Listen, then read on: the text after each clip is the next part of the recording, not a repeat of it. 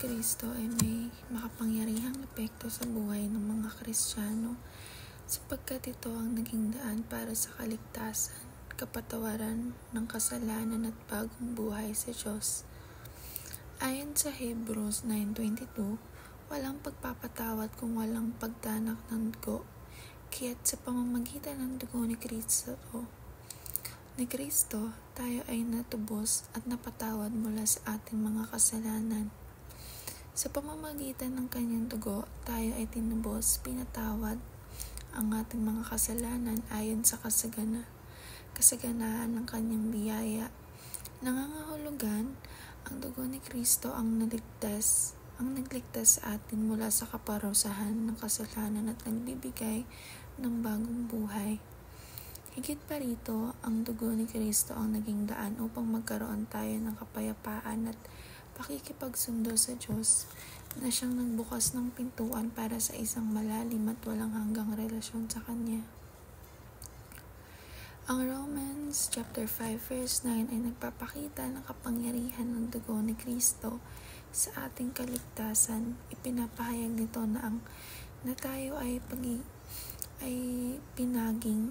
pinaging matuwid sa pamamagitan ng kanyang dugo na nangangahulugang napatawad tayo at itinuring na walang kasalanan sa harapan ng Diyos. Ngunit higit pa rito, ang talatang ito ay nagbibigay ng katiyakan na tayo ay maliligtas mula sa poot ng Diyos sapagkat tayo ay nasa ilalim ng biyaya ni Kristo. Dahil sa kanyang sakripisyo, hindi na tayo hahatulan at hindi na natin mararanasan ang kaparusahan ng kasalanan. Ipinapakita nito na ang kaligtasan na natamo natin ay kay Kristo ay hindi lamang tungkol sa kapatawaran kundi isang ganap at tiyak na pagliligtas mula sa darating na paghuhukom. Pagbulay-bulayan natin ang dakilang pagliligtas na ginawa ng Diyos para sa atin sa pamamagitan ni Kristo. Dati tayong alipin ng kasalanan at nahaharap sa hatol ng Diyos.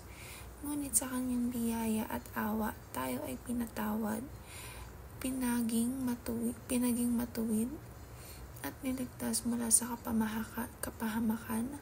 Ang kanyang dugo ang naging daan upang mapalaya tayo at magkaroon ng bagong buhay na puno ng pag-asa at katiyakan. Habang iniisip natin ang kanyang dakilang pagliligtas, naway magdulot ito ng mas malalim na pasasalamat, pagsamba at pagsunod sa Kanya, sapagkat tunay na kahanga-hanga ang walang kapantay ang kanyang pag-ibig sa atin. Magpakasaya at magpahinga sa di masukat na pag-ibig ng Diyos, sapagkat ito ang walang hanggan at hindi nagbabago. Ang kanyang pag-ibig ay hindi nakasalalay sa ating mga nagawa, kundi isang biyayang kanyang ipinagkaloob ng may lubos na kagandahang loob.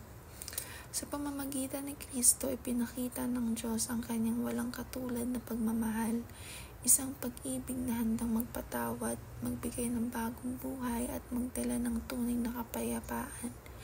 Habang pinagninilayan natin ang mga kanyang pagmamahal, naway mapuno tayo ng kagalakan, kapanatagan, at inspirasyong mamuhay ng naayon sa kanyang kalooban. Anyayahan ng isang tao ngayon sa isang makabuluhang pag-uusap tungkol sa dugo ni Kristo at ang kapangyarihan nito sa ating kaligtasan. Ipaliwanag kung paano ang kanyang sakripisyo ang nagiging daan upang mapatawad tayo sa ating mga kasalanan, mapalayang mula sa kapahamakan at magkaroon ng bagong buhay sa Diyos. Ibahagi kung paano nagbago ang iyong pananampalataya dahil sa kanyang dugo at kung paano rin ito nakapagbigay ng pag-asa sa iba.